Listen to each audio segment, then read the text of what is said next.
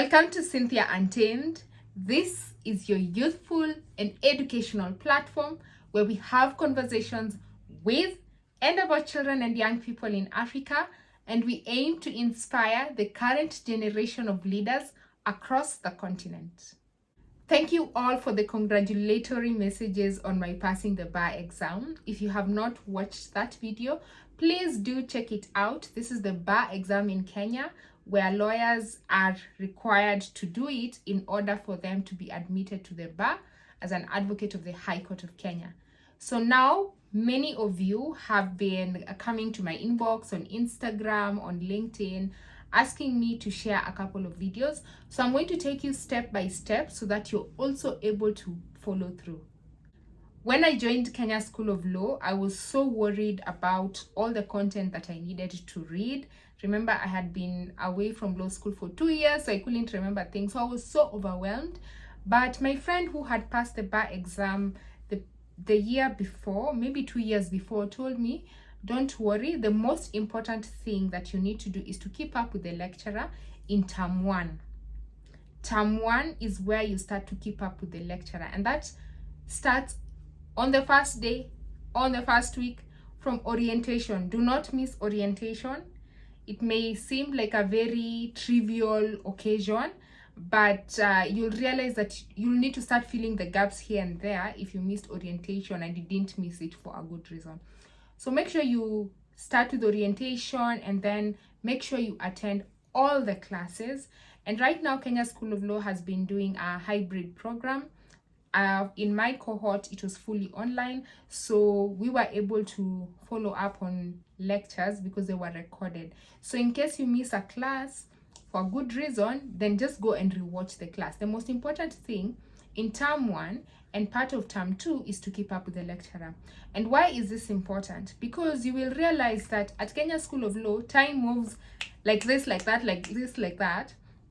Before you know it, the term has ended, the year has ended, and you get so overwhelmed, especially when they give you project work, because you basically don't have time to do anything. You're basically so strained for time to finish those projects in time, and projects are so important. So what is the first thing that you need to do when you join Kenya School of Law? The first thing you need to do once you have the necessary materials, like the books that I told you about, set goals. So, you know why this is so important? Because this is how your marks will be calculated. At Kenya School of Law, or rather the Council Legal of Education, requires that you attain a minimum of 50 out of 100 in order for you to pass any unit. So this 50 is calculated in the following ways. They start with the project work, which is usually out of 20, and that is each project is out of 20. So civil litigation is out of 20, commercial transactions is out of 20, and the other 7 are also out of 20. Then the second bit is oral examinations, and that's where you're going to be before a panel and you're going to answer a couple of legal questions. That is also out of 20.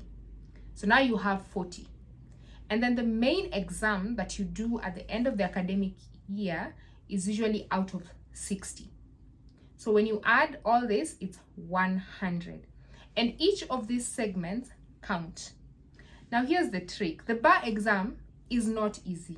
It is not, I can tell you for sure, unless you're like a genius. But personally for me, I found it very challenging to do.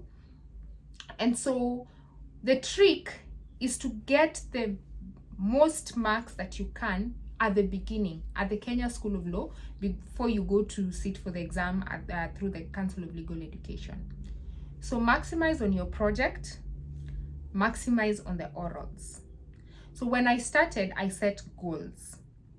And I said that in orals, I want to attain a minimum of 15 out of 20. Minimum 15 out of 20.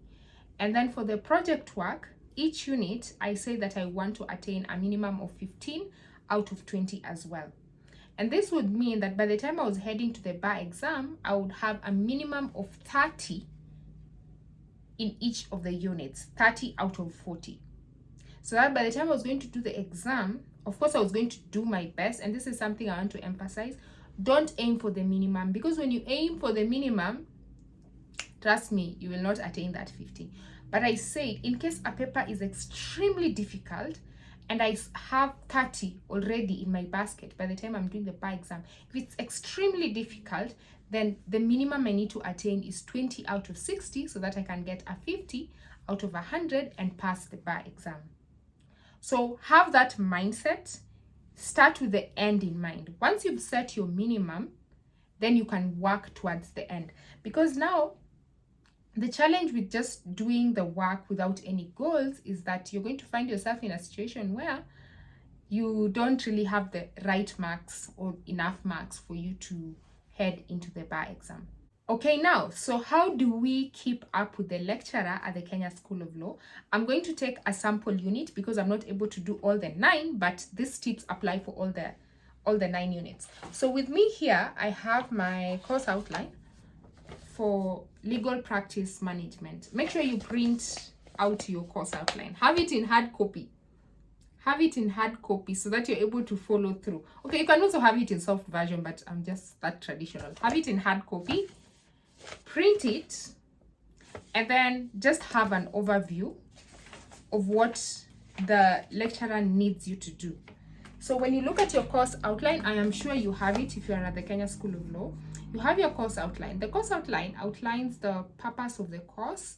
It outlines the expected learning outcomes, and then it goes ahead to give you the course content. So each week has a set of course contents that you're supposed to meet up to the very end of the academic year at the Kenya School of Law. So this is my LPM course outline. Now, you have your books. If you can't afford to buy them, you can get them at the library at the Kenya School of Law. So don't worry, you don't have to buy the books if you can't afford them. Just go to the library and get them there. For me, it was important to have them in physical version because it was still in the middle of the pandemic and I live very far away from Karen.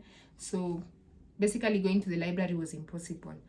And then look at the course outline and don't miss out this segment. There's a segment that talks about the legal framework. This is the LPM course outline. It will be very similar in the other courses where the course outline will outline the statutes for that particular unit. So for example, in LPM, the laws that you're required to read is the Constitution of Kenya, 2010.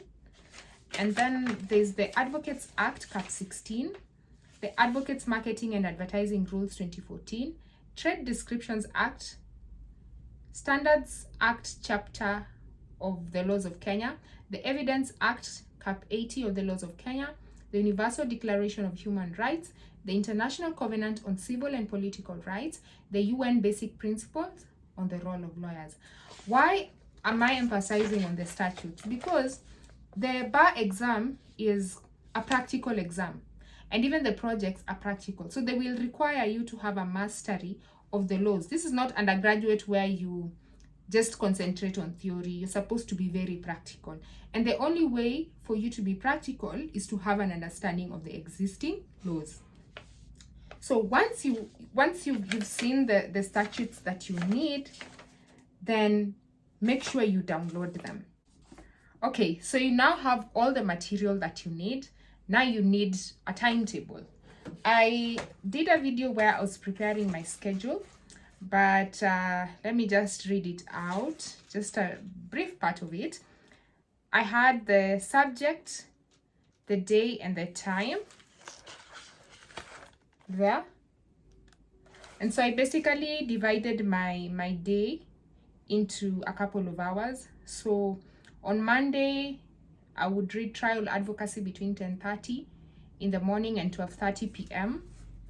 Conveyancing on Tuesday between 10 p.m. and 12 a.m. Legal practice management on Wednesday between 10 a.m. and 12 p.m. So just look at your schedule and then divide your day as you see fit. Personally, for me, I had them at those specific times because I figured those were the times that I was not necessarily very busy with work, because I was also working full-time. So those were the times that I was not necessarily very busy working, and that's when now I used to read. Now, once you have your timetable, you make sure that you read every day. Every day, just try and spare 2 hours. Depending on what time of the year you're watching this video, it may apply differently. So if you're in term 1, at that point where you've still not been given the project work, then just read and follow the course outline and check. So make sure if today you were taught Introduction to Office Administration and Management, on the day that you've set aside Legal Practice Management, you go and read that particular topic. And then you make sure you tick. So in the course outline, you have office defined, types of business organization, purpose of an office to each organization. Just cross it out and make sure that you keep checking. So that by the time you're going for orals, you have read a big chunk of term 1 work. Now, when you're given project work, you're going to be a bit overwhelmed. So this is the trick I used. I was still reading while checking the course outline, but I used to use the project work to study. So, for example, our project work was on something about preparing an office plan. That was one of the questions. So what I would do is, once I have had a group discussion with my firm members and we've set aside the tasks, I would go and sit and research on that particular task that I have that will contribute to the overall assignment. But I wouldn't leave it there. What I used to do is I would look at the whole assignment, the bigger picture of the assignment, and I would go to the course outline, even if it was not in the first week or it was past what we had been taught, because in the project work you'll realize that you'll be given work maybe even for term 3 and you've not yet been taught that in class. But I just used to go to the course outline and then I look for that particular topic. So let me give an example of sexual harassment instead of an office plan. So in your project, you've been given a question on sexual harassment, discrimination and sexual harassment at the workplace. But in class, you've not yet been taught that topic, but you still have to answer it. So what I would do is I would go to the course outline, that is in week 8, and then I would read on that whole topic entirely from the beginning to the end. So like this one starts with the introduction, types of sexual harassment, forms of sexual harassment, causes of sexual harassment, etc, etc. Then I would read on that. So what I used to do is I would go and get the relevant statute like we have downloaded, and then I would read the statute, cross it out, and also see what relevant areas apply to the task that I need to input in the project work. Besides that, I also had a textbook, this one here, Legal Practice Management by Mary Kimari. There are so many LPM books, but this is the one I was using and it's from Law Africa. So I would just open the textbook and then I would look for that particular topic and see where it was. Yes, here it is.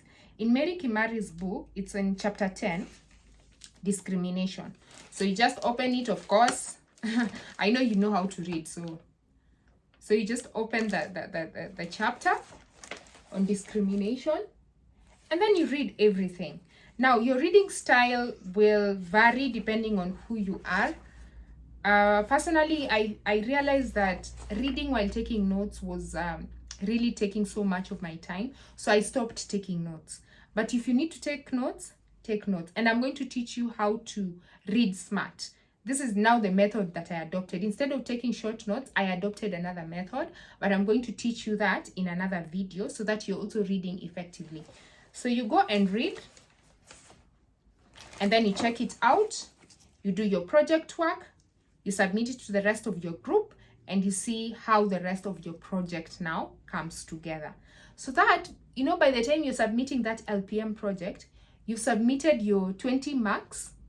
That is if you score the maximum, because people get 19. I've never seen a 20, but people get 19, 18. So you've done the best in the project, and then you've also read. You've read for the upcoming classes, you've read for the bar exam, and potentially you could be asked the same questions during the oral exam. So that is your reading. I'd also just like to emphasize that you need to take advantage of the class recordings. Let me tell you, before 2020, Kenya School of Law students did not have the advantage of rewatching a class. If you missed it, if you did not understand it, then it's gone. It's gone. That class has gone like that. If your friend does not have good notes, you can copy, you're done. But right now, there's the advantage of online recordings because the classes are recording. If you realize that there's a concept you're not getting, go and rewatch that class. You can either rewatch your class or you can go rewatch the class of another lecturer. So for example, for me, I was struggling a bit with civil litigation. So what I did is I went and got the class of another lecturer. So I would attend my classes, but then for the areas that I had not understood, I would go to another lecturer to re-emphasize those points. And for civil litigation, I would wake up very early just to rewatch the classes. But let me be honest, I was watching them in kind of fast forward movement because there's no time to rewatch 2-hour classes for like 40 weeks. But that was what I used to do. And that really used to reinforce my reading. So that you will realize that by the time you're submitting your project work, you're not so stressed about content. Okay, you will still be stressed. Depending on your personality, there's a probability that you will still feel under pressure. But even if you're feeling under pressure, at least in your mind, you know you've been reading. Because, you know, like for us, what happened is the time between submitting the project work and doing the oral exam was just 2 weeks. It was just 2 weeks. And you could end up doing oral exams on the first day, which is not necessarily a bad thing. And I will talk about that later on. You could be the first person in the room to go into the room that has your panel for oral exams, which is not necessarily a bad thing. So just keep reading continuously. And you will realize that there are times you will lag behind, but you won't be so behind. And that's the most important thing. That by the time you're going for oral exams, you have at least mastered a big chunk of term 1 work, because most of the time that is what they will ask you during orals. At least that was my case. I was asked a big chunk of term 1 work and just a little bit of term 2 work. So make sure you use this pattern and make sure it's consistent. The other thing I want to emphasize is that do not burn yourself out at Kenya School of Law. And how do you manage this even as you're keeping up with the lecturer? In term 1, just spare a couple of hours during the day to keep up with the lecturer, just the way I've told you. This is what I was told, and it's the same principle I used. Keep up with the lecturer. But sleep enough. Please. And maybe this might not work for you, but it worked for me at least. Do not wake up at 2 a.m. to read from 2 to 2 the next day at Kenya School of Law. Don't do that, because you know what will happen. By the time you're finishing those projects, my goodness, you'll be so burnt out. You won't even have energy. So in term 1, take it easy. Just take it easy. Read, keep up with the lecturer. Read, keep up with the lecturer. Go out with your friends. For me, I even used to go out to go hiking. I used to go hiking. Actually, I started hiking in term 1 at Kenya School of Law. Can you imagine? So go hiking, go watch a movie, just do fun things that will keep you sane in term 1. Rest enough. That is the most important thing that you need to do in term 1. Because now when you're nearing the end of term 1, you'll now be given project work. And that means that the end of term 1 and a big chunk of term 2 will be high pressure because you're doing project and you're preparing for orals. So you build the intensity as you go. In term 1, you take it slow. When you're given project work, you intensify. When you get to term 3, if you have to drop everything in your life, that very moment, you will do it. You will do it. Because in term 3 is when now the pressure gets real. And the good thing is, if you conserve your mental energy in term 1 and your physical health in term 1 and term 2, it means that in term 3, you will have a lot of strength to push to the very end. So I want to advise you, when you hear people are waking up at 2 a.m. to read and you're panicking, you're like, me, I'm not reading. No, don't panic. Just take it easy, because what usually happens is that people usually start very fast and then at the end they get tired. Let's take an example of when you're doing a marathon or a race. What happens? The athletes usually start very fast at the very beginning. They get tired, they start getting tired. But the athletes who start slowly and gain momentum as they go usually end up winning. So that is what I want to encourage you. KSL is really, it's like a marathon. It's not a sprint. It's not like 100 meters where you have to run like Usain Bolt, like you have to be very fast from the beginning to the end. It's a marathon. So take it easy from term 1 and then intensify and build up on your strength, build up on your mental capacity as the year keeps running. And that is it for my Kenya School of Law series, where we are talking about keeping up with the lecturer at the Kenya School of Law. I hope that you have learned something. I will do another video where I will be sharing more tips that will enable you to grow. I will share tips on orals, I will share tips on projects, I will share tips on how to be a firm leader. I'm going to share all those things, battling with imposter syndrome at Kenya School of Law. So just stay tuned, and please do share this with any law student that you know who is either still at the university doing their undergraduate degree or is currently at the Kenya School of Law. Please do tell a friend, and I will see you in the next episode.